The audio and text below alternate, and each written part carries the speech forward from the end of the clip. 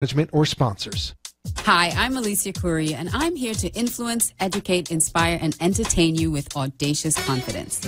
Audacious confidence is the unshakable belief in yourself that's so bold and so daring that you live your life without limits or restrictions.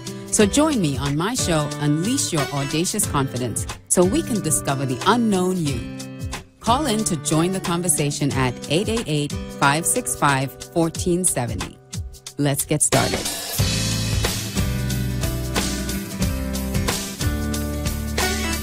Hello, hello, hello. Oh, I got to turn my volume down. Okay, so my camera got shifted a little bit, so... Anyway, when we split screen, we'll be able... Thank you, Freddie. He's adjusting me. Look at that. Welcome, welcome, welcome, everybody. Hi, I am Alicia here, and I'm just getting settled, settled in for my show. It's Monday. It's a crazy Monday. Oh, my goodness. So there are a couple things before I get to my guest that I want to make sure I cover. First of all, thank you all for joining me last week as I was in New Orleans. You still tuned into the show. Thank you so much for tuning in. And grab your mic. Thank you so much for tuning into the show and enjoying it and leaving such great comments. And the first thing I really wanted to share was, thank you, Phyllis, for all those hearts, was the Boys and Girls Club. Yes, I was nominated as one of the 100 outstanding women of the Boys and Girls Club. And as part of my nomination, I am asking for donations. So you can go to my website, acradio.live, and I'm asking 100 friends to donate $10 to the Boys and Girls Club. So if you have not yet donated $10, thank you. For those of you who have, thank you so much. And if you have not yet done it, there's still time. We have until next Monday to get those donations in. And I would truly, truly, truly appreciate it. I know the boys and girls will appreciate it as well. For those of you who are watching on YouTube, on Facebook, on Periscope, thank you so much for tuning in. I love all the hearts. I love all the love. Thank you so much. If you're on YouTube, don't forget to subscribe. Don't forget to share. And don't forget to like. If you're on Facebook, thank you for the likes and the hearts. Thank you for the hearts on Periscope as well. And for those of you listening live on 95.3 FM, 1470 AM, or on the iHeartRadio app, thank you for joining me. Thank you for listening. And if you are listening on my website, thank you for tuning in as well. If you have any questions for us today, the number to call in is 888-565-1470. Or you can just join me on Facebook at Alicia Couri Style, and we will answer any questions that you have. So, now that I said, there's one last thing before I bring my guest on. Oh my gosh, I have to say a special, special thank you for those of you who helped me while I was in New Orleans. Angie Harrington, she is the best. She was planning her wedding this weekend and still found time to help me out with my book signing and finding models for me for my segments on CBS. So thank you so much, Angie. Thank you to the models, Tracy, as well as Felicia. Thank you, Ashley Stewart. Thank you, Carrie. And thank you, Marilyn from Ashley Stewart, for all the help. And thank you all for coming out and supporting the book signing. So now that I've said all of that, mouthful, I wanted to introduce my guest for tonight. She is a phenomenal attorney. Her name is Jennifer A. Blanc, and she is here in South Florida. She's from Chicago, from Illinois, and she is here practicing in South Florida, and she is a real estate attorney. Yes. And an app builder. And sorry? An app builder. And an app builder. And so we're going to have a lot of fun talking about real estate, confidence, and also technology in the field. So I want to welcome to the show. I'm just inviting people here on Facebook. You know what I do. So I'm going to invite to the show Jennifer. Thank you so much, because I have Jennifer because she is also going to be the keynote speaker at an event this weekend that I want to share with you a little bit later on in the show. But she is here to talk about her business and to talk about this event that she has coming up that you don't want to miss. And the event is Creative Entrepreneurial Women, or Creative Entrepreneur Women. And she is going to share a little bit about that as well. So Jennifer, tell me a little bit, just a little bit about, your background and what you do. Take it away. Okay. Hi. Yes, I'm Jennifer Blanc. And yes, I am an attorney by training. I've been an attorney now. I will have my 19th anniversary. Oh, wow. On the 25th of May. And a little bit about my background is that I really have been involved in all sorts of facets in the real estate industry. I started off my career as a commercial real estate appraiser. That's really what took me to law school, because my valuations, which consisted of like over 100-page reports on commercial properties. I used to appraise a downtown office market in Chicago, the industrial market, shopping malls, and strip centers, and the like. And the main purpose for those appraisals were for property tax appeals. So my appraisal served as evidentiary support for a company like Kmart, for example, who wanted to protest their taxes because they felt that the assessment was much too high. And so my appraisal was used, and I would make different arguments under different approaches to value to reduce their assessment. And I was very successful in that. And of course, that's what raised my confidence to go to law school. I had some very heavy hitters in Chicago who believed in me. They gave me the necessary exposure and mentoring, and that definitely built really my confidence. Exactly. Mentoring is very, very important. And, in a short period of time at Real Estate Analysis Corporation, I was able to fly solo and do my appraisals on my own, like within a year. And I was processing, even typing my own applications because, of course, as a female, I knew how to type and had worked already in subservient administrative capacity. And so, I was ahead of the game with the guys. Once they put that computer in my room with the process, you were gone. 65 words a minute, I was gone.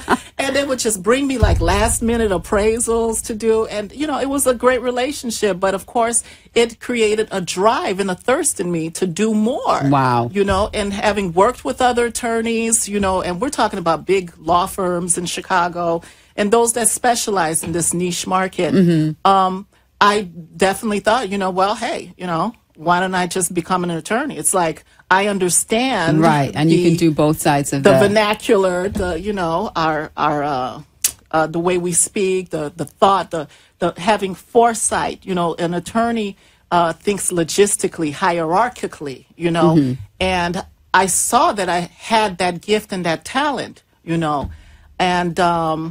so that just took me law school, and I went to school. I was not a traditional student. I went to school at night. I went to school with like Mike Storino, a lot of guys like what was it, like the director of the patent department of Wrigley. I went to school with him. I went to school with surgeons, Wow. And, and we used to go out after class, our class ended at like 9 o'clock at night, and we go across the street to the bar, and hang out. And, that was a lot of networking going on too. A lot of networking during the process. Yeah. And, and part of my career, even as an attorney, I was very adept, of course, with real estate and real estate transactions, did a high volume of bankruptcy cases, had, created my own firm, had my own staff, lots of, like I would have at least 5 employees working for me at a time, own commercial property because I didn't have the intimidation factor. I was already familiar with commercial property, how to structure commercial loans were structured and the like, and the rent rolls and all of that.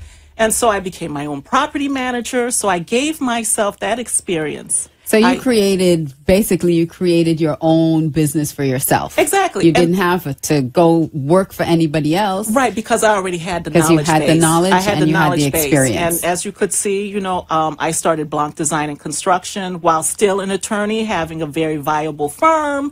I hired other attorneys going to court for me. I even had full-time attorneys working for me.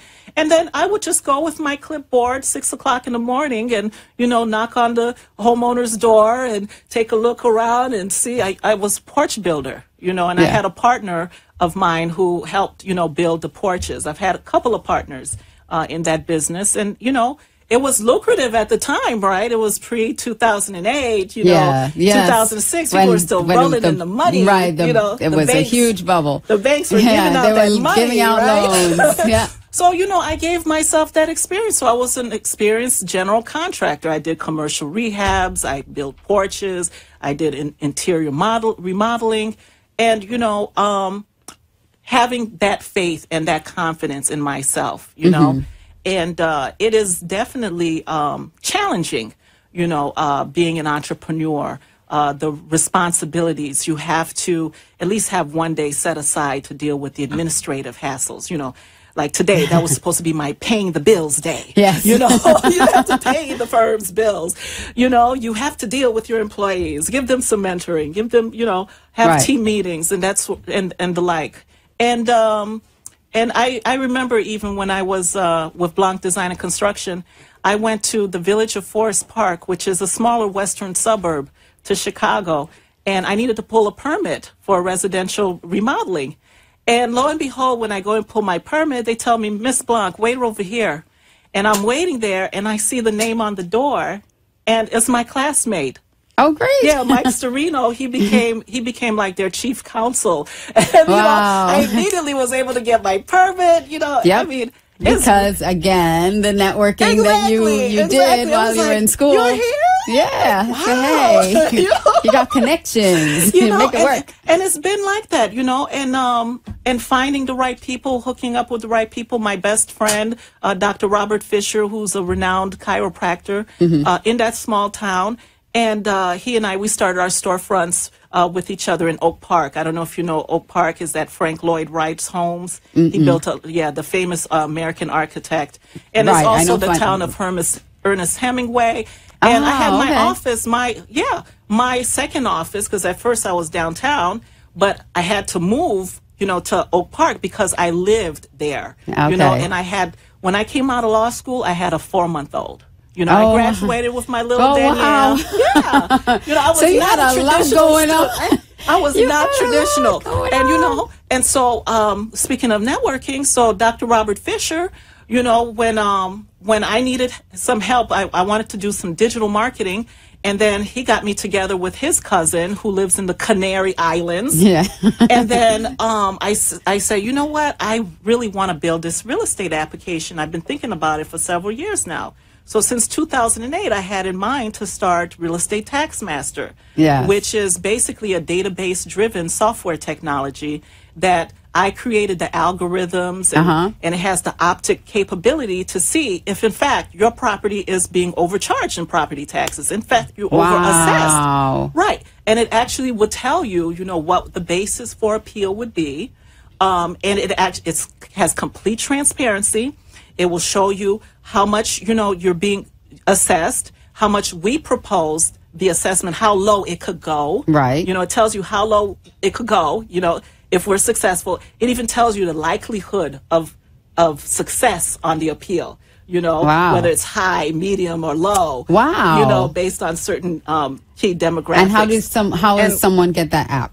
So you just go online to realestatetaxmaster.com/register.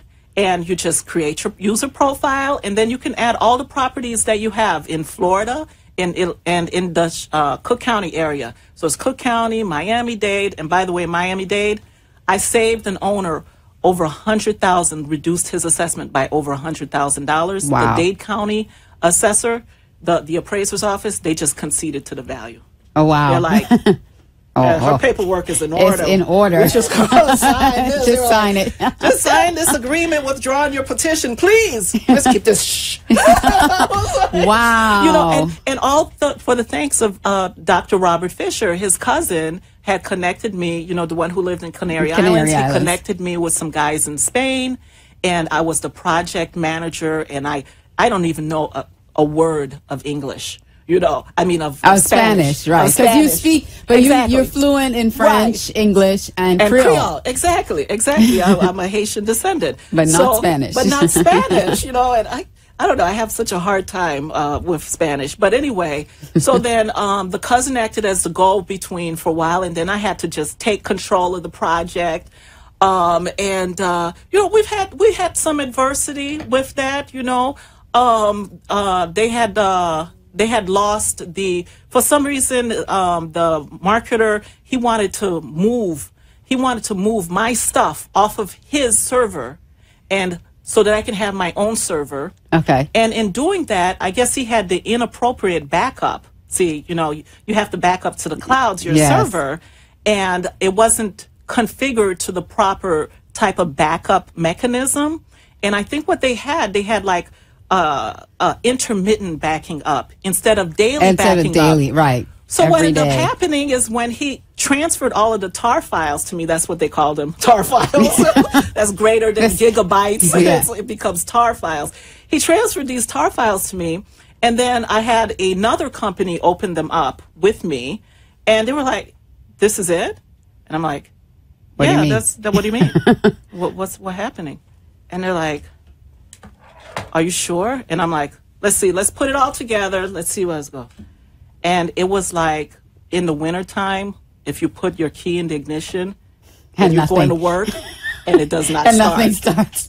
Everything's frozen. Oh, my God. You know, like thousands and thousands of dollars trashed by somebody's pure negligence in making sure that what they were doing was, you know, a complete set of files so that you would back up every night. Yeah. You know, so Real Estate Tech Master, you know, we use Amazon service. We back up every night.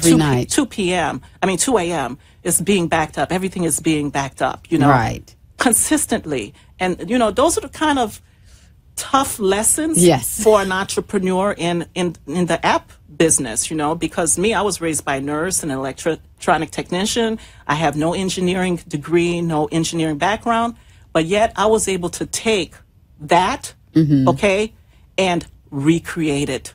Wow. And so then I hired another company in India. They helped me putting Humpty Dumpty back together again.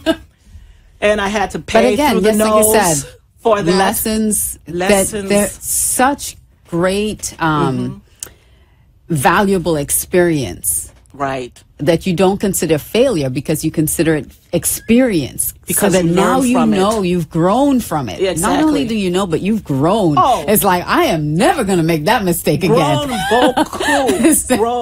All right. And if you're mentoring someone, because you had mentors, or if you're mentoring someone, now you can help them avoid such a costly and because it's not just expensive, it's time wasting. Yes. It's, you know, it's huge. But it was the best thing that happened. But it's great for you to learn that lesson. It was great because what it did, it put me in control of my project. Right. So I had firsthand control. So while I was giving the architectural layout, in my design, right, in my layman's, you know, thinking, right, and then handing it off to this middleman to transcribe all of that into computer language for the engineer, that he would see my vision. Right.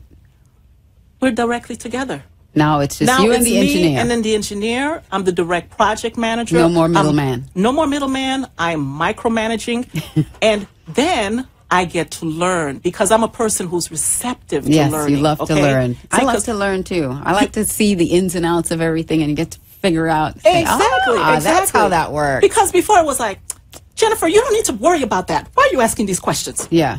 don't need to know all of this. And don't then, worry about it. And then when the hit the fan, yes. when it hit the fan, it's like, I need to know what's going on exactly. in here. I want to know everything that's going on around here. And so in knowing everything, and then that interchange, and we're talking about in the wee hours of the night. India comes on at 12 midnight, you know, 12 midnight to 4 o'clock in the morning. I'm having this exchange with a professional engineer. Then I get to see how they see. Right. You see, because I'm an artist. I'm a natural born artist. And I actually learned how to perfect my art through other artists. Yeah. Because you can actually learn how to see how others see. Wow. Those who see more deeply, you can, it's actually a skill. It's a skill set to learn how to see. How does Alicia see things? I can start seeing like a visionary that you are if I allow myself to, if I'm open and receptive to it. So then I started seeing how the programmers, how they process the information that they receive from me, how they transpose and then translate it to, and how, so then I was able to build more sophisticated code, because then I was able to lead them to my greater exactly vision. what it is that you're seeing, and allow them to see, and I could see vision. it like them. Yeah, I could see it, and I can speak it to them in a way that they can understand it, and so then translate it. Yes, nice. And so then the irony is, after several months, and it was after my parents died. I was actually, you talk about adversity, I was dealing with my parents dying. Like I was building. I was in the throes of building a software application, and my father is dying. That was in November 2015, and that was at that point in time that I switched over with India. Then in February, my mother, in February 2016, my mother gets diagnosed with congestive heart failure. So my father had the stroke. I came in for Thanksgiving. I was actually on my way to Haiti. I was going to create this back office in Haiti, having, that experience dealing with offshore support. I said, you know what? There's a lot of young Haitian engineers. They need jobs too. Yep. I said, let me go over there, and I speak their language. Now you speak their language. Okay, let me go over there and set up something. And so I had like $4,000 worth of my personal stuff shipped off to Haiti. I was sitting in my parents' home. I made a one-way ticket from Chicago. I was waiting for the customs to clear. They told me it'll be about 2 weeks, Jennifer, just be patient. And then Thanksgiving dinner, we had Thanksgiving dinner as usual. We were high-fiving. My father, I remember he even was trying to grab the bottle of wine, and my mother was like grabbing it away from him because he had diabetes. Yeah, it's like he's not supposed to be drinking. You can't drink. Yeah, that he almost tipped it over. I remember all of that, and we were just laughing and stuff. And then the following Saturday, he had his first stroke, and so I had adverse situations, but yet still pressing through. I had to keep pressing through because, the real estate tax master, it is proprietary to our law firm's practice of appealing taxes. So I had no other choice. I started down this road. Yeah. I'm not gonna abandon it because of that's abandoning myself. Right. Look at all the money that I invested in this. I'm not gonna just, whatever, this isn't working out, and I have to deal with this. I have to deal with my parents. I can't do this. So many people stop themselves because of outside adversity when it starts getting tough. Because again, family situations or a death in the family, and the momentum stops. Life does not. They allow the momentum to stop them. Right. But you have to press on. You have to keep going, and it's not disrespectful. In fact, it's honoring your parents by continuing your work. You know what it is? It's having faith and honoring the Lord, because the Lord allowed me to graduate from law school with a healthy baby. In the beginning of my law school studies, I became pregnant and I lost my baby at term. At term. I carried a child for 9 months at term. So I had to toughen it up.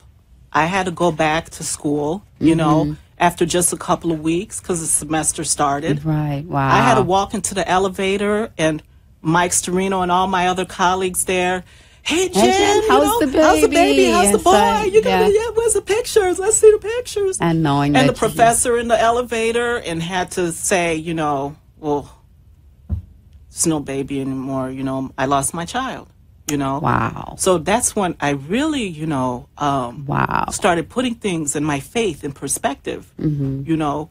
And that's why I tell people, you won't see me in church every Sunday, you know, but I am a believer. Yeah. Because if you can keep moving, you know, in spite of that kind of adversity, you can do anything. Anything. You know, Amen. and that's why those kind of, sometimes, like you said, people get stuck in a situation. Sometimes those situations, they're tests. They're like tests of your will. You know, you are, as I always tell people, you are born into this world. You are born, if you are born free, you are born to win. Yeah. Because nobody has tied your hands behind your back. You got Jennifer, a good start. I'm sorry to cut you off, but we're running out of time already. And this is good stuff, people. This is really good stuff. And Jennifer is going to be the keynote speaker at Creative Entrepreneur Women event this Saturday. So you can go to cewoman.com. That's women, CEwomen, WOMEN.com to get more information, to buy your tickets. It is a very upscale event. It's going to be, you know, dress up. There are VIP tickets available. So if you want more information, go to that website. You can also go to my website if you don't remember the website I just said, acradio.live. I have the link on my website that you can also link to that page. Can you tell us just a little bit more? We have 2 minutes. Just tell us a little bit about what you'll be sharing at the event this Saturday. What I'll be sharing at the event is basically a few points, keys to women to unlock their potential so that they can self-actualize, so that they can use their imagination and be entrepreneurial. You know, 1 out of 4 women in Florida live in poverty. Wow. And it has been shown, which college is that? There's a college out east. They did Washington State University. They did a study about the economic adversities of women. And what they found is that their proposition is that women should be more entrepreneurial. Women should create their businesses because in the state of Florida in particular, people are thriving in business. Yes. Women are starting business, period. This is what has sustained the state of Florida, this great Republican state. Yeah. And so we want our young women to continue on in that tradition, believe in themselves and move forward. So check it out. Go to my website, acradio.live. Get more information about Jennifer and connect with her on Facebook, ATTY Jennifer A. Blanc. And I will see you guys next week. I'll have another great guest with me. And please check out creativeentrepreneur.women.com. Go to the website, check it out, and be there this weekend. Thank you all for listening. I love you. Bye. See you next time.